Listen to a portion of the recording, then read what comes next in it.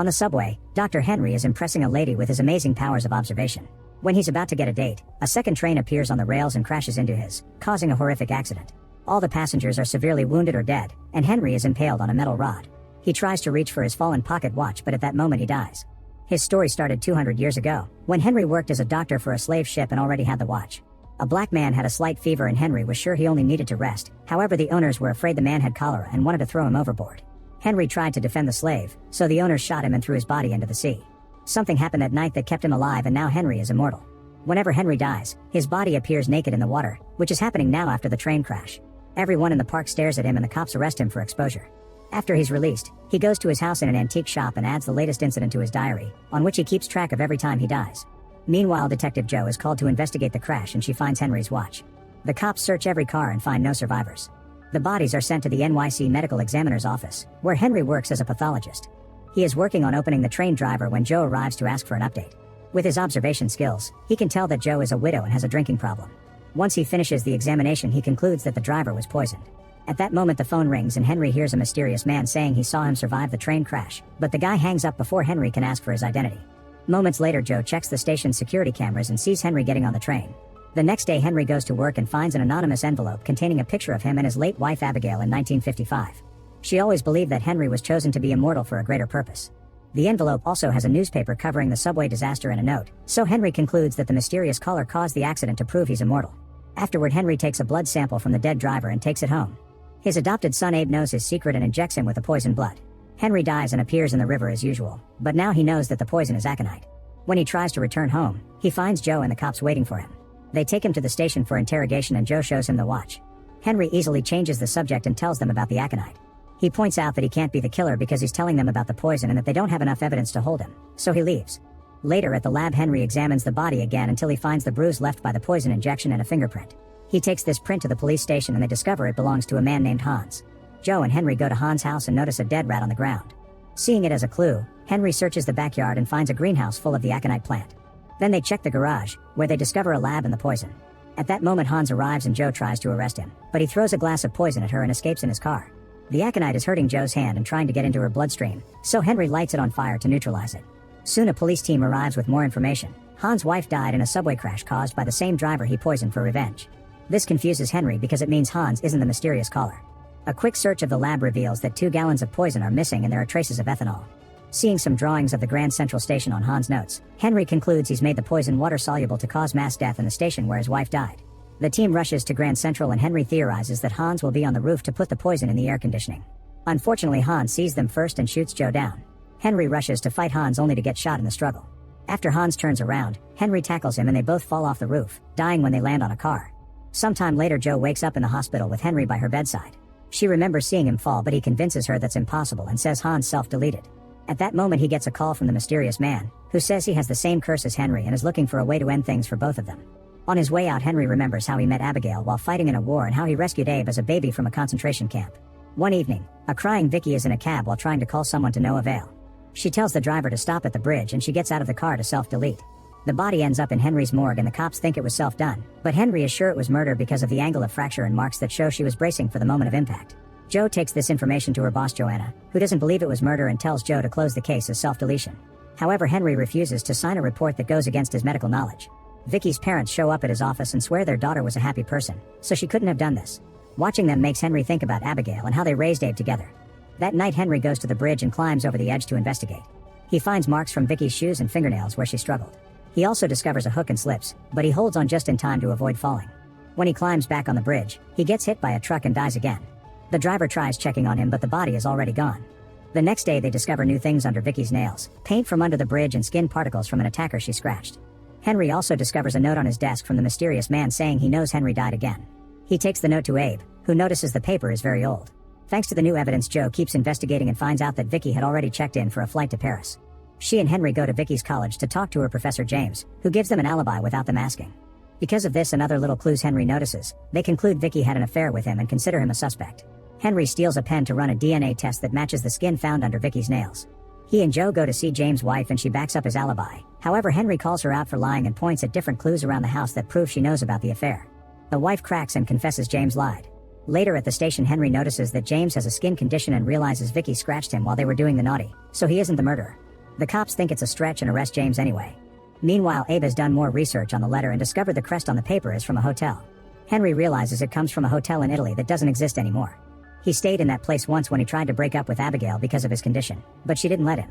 Later, Henry examines Vicky's body again and finds flesh in her mouth, meaning she bit her attacker. He's interrupted by Joe, who has found James dead in his office. The cops think he self-deleted, but Henry searches the crime scene and with a few clues confirms James was also murdered.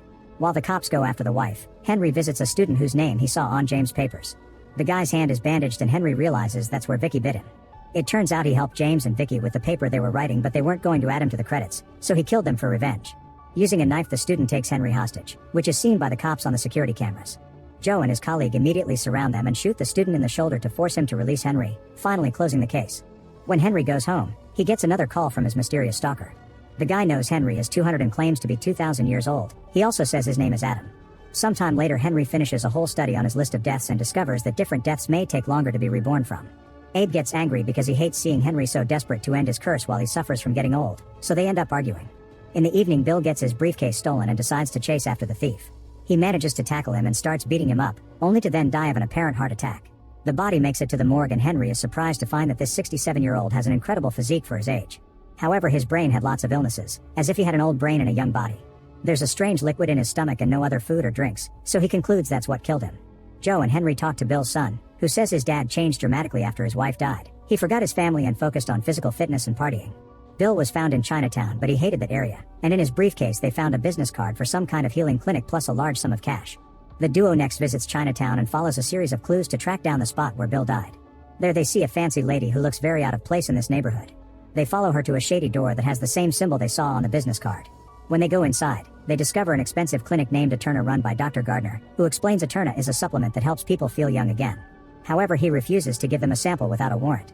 Henry notices that Gardner has had plastic surgery to make his nose longer and to feminize his jaw, which are unusual choices and probably mean he's trying to hide his real face.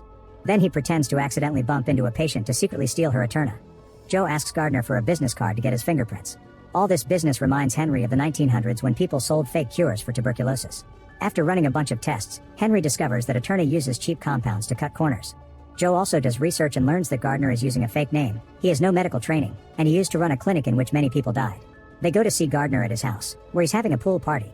He explains he doesn't make Eterna, he only sells it, which Henry believes because he doesn't have the training. While Gardner changes into proper clothes to leave with them, Henry meets one of the patients and notices she's having memory problems. Suddenly they hear Gardner scream and run to check on him, only to find him killed by a stab wound. The injury is very exact and made by a scalpel, which means the killer has medical training. Later at the morgue, Henry confirms that Gardner's brain was also being affected by Eterna. The compound is filled with prions from infected tissue, which means the patients are drinking human brains. Joe and Henry confront his co-worker Lucas, who confirms 12 bodies have disappeared from the morgue. Lucas shares his routine from the last week to find any holes, and they quickly realize the only person with access to the bodies is the ambulance driver. The cops rush to surround the guy and find him with a body in the ambulance. During interrogation, the driver swears he's making Eterna, but Henry doesn't believe him because he lacks the knowledge and training. When the police find the clinic's list of patients, Henry is shocked to see Abe on it. He rushes home to comfort him and Abe explains he doesn't want to be young. He just worries how Henry will manage without him. He didn't take Eterna because it was too suspicious, but he met the chemist who made it. He describes the chemist to the police and a search of her face in the system reveals she's the sister of a morgue employee and Gardner's girlfriend. Later, Abe sees the chemist on the subway and calls Henry to tell him he'll follow her. The cops rush the station and Henry finds her first, so she explains she didn't know Eterna was hurting people. Gardner got it from her after he threatened to send her back to her home country. It wasn't her decision to use cheap ingredients either, that was also Gardner. She's feeling lots of guilt and wants to self-delete, but Henry stops her and closes the case. At a fancy party in a museum, Gloria insults most of the guests. When she walks down a corridor, she notices someone following her. Moments later, the police are examining her dead body. Joe is surprised to see Lucas there instead of Henry. It turns out Henry used to be friends with Gloria and it hurts him to see her body arrive at his morgue. Since Gloria belonged to one of the most important families in the city, reporters are curious about her death and Lucas accidentally mentions to them that it was a murder. Soon the news appear on every paper and Gloria's family is furious about this information leak. Henry takes the blame to protect Lucas and he's pulled off the case. Joe still invites Henry to investigate with her and they go to the museum, which makes him very uncomfortable because he used to come here with Abigail often. Following a series of clues, Henry retraces Gloria's footsteps. He concludes that she was pushed down the stairs and then tried to crawl away. Checking the security cameras confirms that there was someone with her. The man on the camera is Lance, who is taken to the station for interrogation. He claims he asked Gloria's blessing because he wants to marry her granddaughter, whose father Conrad didn't approve. Lance has Gloria's ring, but he didn't steal it. She gave it to him for the engagement. She told him to follow his heart, which sounds suspicious because usually she doesn't behave sweetly. Gloria had been acting strange and Henry makes Joe ask Lance about the symptoms, which makes him think she had a stroke. However, he's off the case so he can't check the body to confirm. He remembers meeting Gloria during a museum party and how she told him to marry Abigail before it was too late. Joe tries to talk to Lance's fiancée and learns how dysfunctional the family is. Gloria is described as heartless and rumors say she was planning to cut Conrad out of the will. Conrad's currently auctioning off Gloria's furniture and Abe gets to attend, thanks to owning the antique shop. He sneaks into Gloria's bathroom and takes a photo of all her medication, but none of these could have caused a stroke. Later at the station, Henry sees Conrad yelling at Reese and notices his hand is shaking, meaning he has epilepsy. Henry asks him what medicine he takes and confirms it's the kind of compound that could have killed Gloria. The cops interrogate him and Conrad confirms that Gloria already cut him out of the will. He has a motive, but the police don't have evidence to keep him in custody. When Henry returns to his lab, Lucas tells him he felt too guilty, so he sneaked into the funeral home and took a sample of Gloria's liver. Henry immediately examines it and confirms that Gloria was poisoned by the medicine, but it was before the party. The only person Gloria was with during that time had been her nurse. At that moment, a cop brings a newspaper announcing that the nurse inherited Gloria's fortune. While the cops interrogate the nurse, Joe and Henry search Gloria's room. Among the ashes in the fireplace, they find a burned letter and a missing champagne glass despite Gloria not being a drinker. Henry calls the station to ask the nurse more questions and realizes the food Gloria ate made the medicine act faster, so it was given to her later. Next, they check Gloria's car and find the medicine that killed her. Henry gathers the family and the cops to share his conclusions. Gloria had been terminally ill and took the medicine to self-delete. However, the food she ate made it act faster than planned, so she dragged herself across the floor to die in front of a painting made by an ex-lover of hers who also sent the burned letter. After the case is closed, Joe shares a story of her dead husband. In return, Henry confesses that the museum made him uncomfortable because that's where he proposed to his dead wife. A few nights later, a fancy woman is leaving a hotel when she's suddenly attacked by the shadows. The next morning, Henry and Lucas are called to the station because the cops received a bleeding box.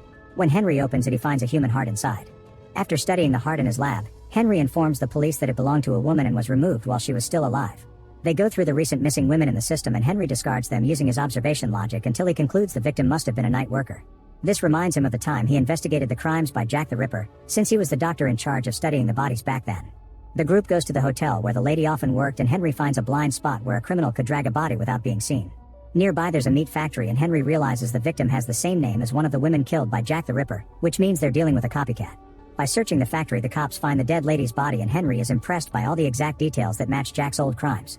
At that moment, Henry gets a call from Adam, who knows the identity of the body.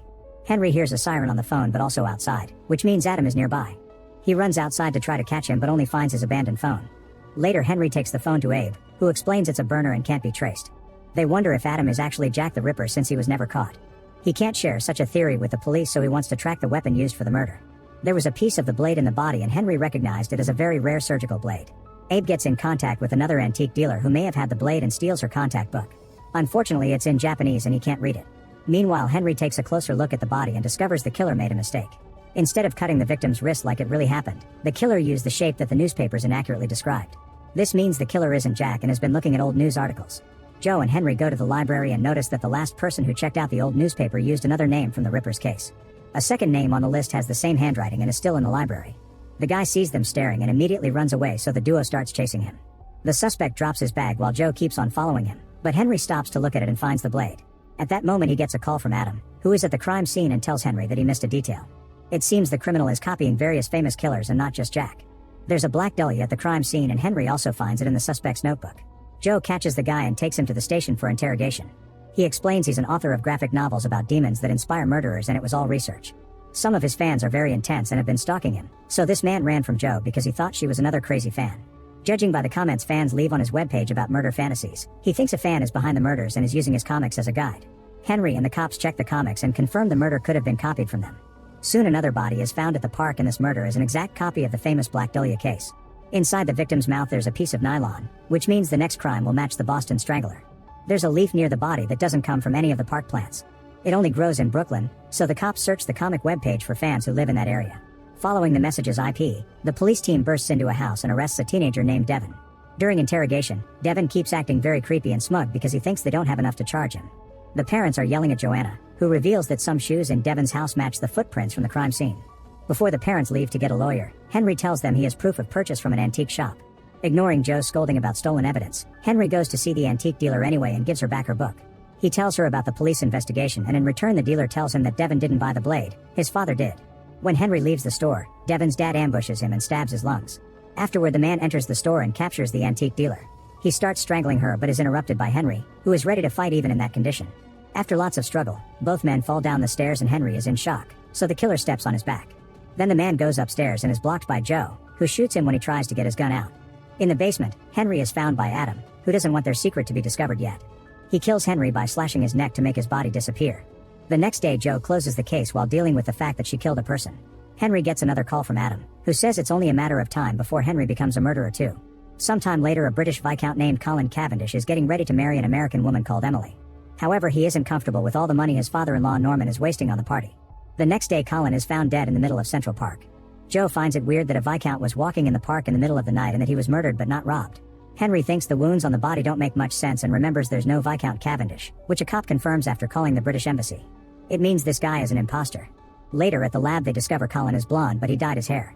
This makes Henry remember all the times he painted fake gray hairs on his head to pretend he was getting older. His neighbors would still catch up and he was forced to move to another city with his family. In the present, he finds small gold flakes in Colin's neck wound and some gravel in his other injuries. The curvature of his mouth also indicates he's American. The very specific and extensive stitching of his clothes makes Henry realize they share a tailor. Joe and Henry go to see the tailor, who doesn't have any clues because Colin paid everything in cash. He tells them Colin got a wedding suit and the duo goes to the wedding registry next. While Joe talks to the employee Patricia, Henry notices a bike messenger with the same leg scars as Colin. The man tells him the scarring comes from riding a bike all day long and recognizes Colin from a picture. His real name was Dwight and he used to be a bike messenger too, but he disappeared a year ago. After some research, Joe tells Joanna what she's discovered. Dwight grew up in Oklahoma as an orphan and bounced around many foster homes because he came to New York and worked as a messenger but never made enough money to meet a woman like Emily, who is rich thanks to her father's company. When Emily comes to the police station, they have to tell her the truth about her fiancé's identity. At the lab, Lucas finds a torn-up check in Dwight's pocket. He puts together the pieces to discover it's for $1 million from Norman. Joe and Henry go to see Norman, who is walking with a slight limp that he blames on playing golf. They ask him some questions and Norman accidentally mentions Dwight was from Oklahoma, which the police haven't told anyone. Henry finds some fabric on the wall that belongs to Dwight's suit and concludes that he and Norman had a fight. In fact, Norman's golf club matches one of Dwight's injuries. Norman is taken to the station and his lawyer gives the cops a written statement. It says that Norman did hit Dwight with a golf club at home but didn't stab him later at the park. Apparently Dwight confessed all to Norman and planned to tell Emily too, hoping to run away with her if she'd still have him. Norman also has an alibi for the time of death. Later Henry takes another look at Dwight's body and discovers that the wound from the golf club had been treated. Henry realizes someone must have been helping all along since a rural boy from Oklahoma doesn't have the means to imitate a British lord. Looking at a catalog to find where he bought the expensive clothes, he sees a gold pen and theorizes that's the murder weapon. The cops investigate where Dwight bought everything and learn he was using Patricia's employee discount. The team searches Patricia's apartment and they find lots of how-to etiquette books, a bloodstained cloth, and a photo of Dwight before his transformation. They theorize that Patricia killed Dwight because he fell in love with Emily for real instead of running away with Patricia and the scam money. Checking the security cameras reveals that Patricia was both training and dating Dwight. Patricia hasn't gone to work since the investigation started and now her face is on wanted signs all over the city. In the afternoon Henry goes with Abe to the cemetery and they see Emily at Dwight's funeral getting too close to her father's lawyer. Henry also sees Patricia sneaking around so he and Abe follow her while calling Joe. Patricia is eventually arrested and taken to the police station, where she swears she's innocent. She confirms Dwight broke up with her and the night of the murder he was going to tell Emily the truth. Hearing about Central Park, Patricia reveals Dwight was killed on the spot where he proposed to Emily. The group goes to the park and does a little reenactment that proves Emily didn't have the strength to kill Dwight, not to mention she has an alibi. Someone must have killed Dwight to keep Emily around, so the cops decide to arrest her to set a trap. In the evening Norman's lawyer goes to the park to search for the golden pen he buried after the murder to confirm the cops don't have it. The detectives surround him and immediately arrest him. It turns out the lawyer is in love with Emily and killed Dwight to keep her from running away with him. While giving Emily an update on the case, Henry and Joe assure Emily that Dwight truly loved her and tore up the check because he didn't want the money. Afterward Henry takes a cab home only to discover that the driver is his mysterious stalker Adam. Minutes ago Adam killed the real taxi driver and stole the car to trick Henry. He starts driving like a maniac through the city while pointing out that Henry doesn't believe he's immortal. To prove it, he uses a gun to self-delete and his body disappears. The vehicle loses control and falls into the river.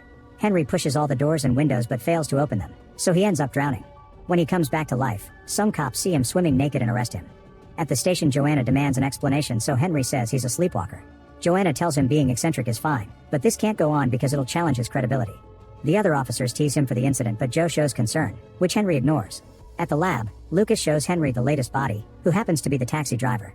There's only one wound indicating he was stabbed by a sword. Then Henry tells Abe what's happening and Abe scolds him for going after Adam alone. He wants Henry to ask Joe for help, but Henry remembers the time he trusted another one of his wives with his secret and she sent him to an asylum. Henry takes some swords from the antique shop to do some tests but none of them match the wound.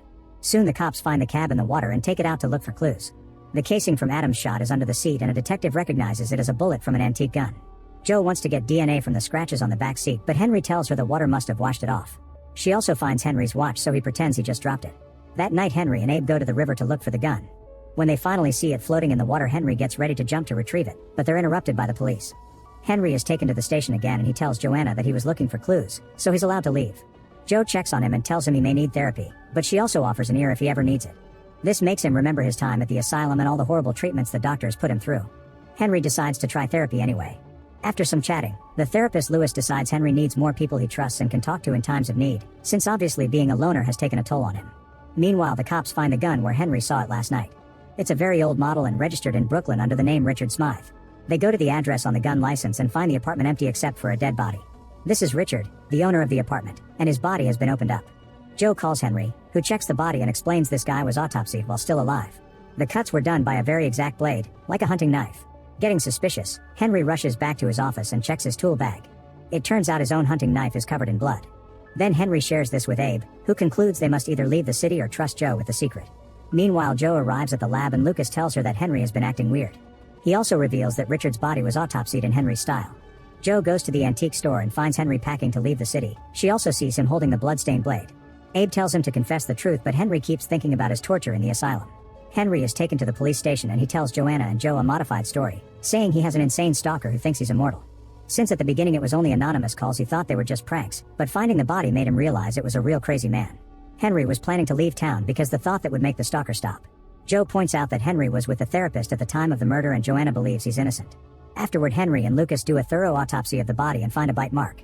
Both victims were also recently vaccinated for hepatitis B. Jo checks the men's employment history and discovers they worked in the same psychiatric hospital. Henry and Jo visit the hospital and learn that both men left their jobs after a physical altercation with a patient. However, the hospital won't tell the cops which patient did it without a court order, but the files can be seen by a psychiatrist. Henry asks his therapist to help them and Lewis gets his hands on the patient's file.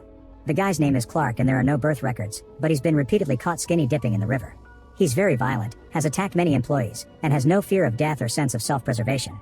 Clark is supposed to be in counseling right now, so Jo rushes to the security guard's office to lock down the building. Unfortunately, Clark sneaks out right before the door is locked. Afterward, Joanna sends a bunch of cops with wanted posters to search the city for Clark. Henry goes home and hears very loud music. Instead of Abe, he finds Clark waiting for him in the basement. Clark kneels as he reveals a katana and asks Henry to end things for him, but Henry refuses. At that moment, Abe arrives home and Clark reaches for the sword to stop him, so Henry tackles Clark and they start fighting on the floor. After lots of struggle and throwing each other against the furniture, Henry manages to grab a knife and stabs Clark, instantly killing him. This means he wasn't Adam. When the cops come to retrieve the body, they tell him he shouldn't feel bad because it was self-defense and he took out a serial killer, so it was a righteous kill. Suddenly the phone rings and Henry gets a call from Adam, who explains Clark was a psychopath, so Henry did a good deed. Adam had manipulated Clark to convince him that Henry could pass his immortality by killing him, and now Henry has finally experienced something new in his long life. When Adam tells Henry to look outside, it's revealed his identity is actually Lewis, who leaves in a cab before Henry can react. Make sure to subscribe and turn on notifications so you can watch more videos like this. Thanks for watching.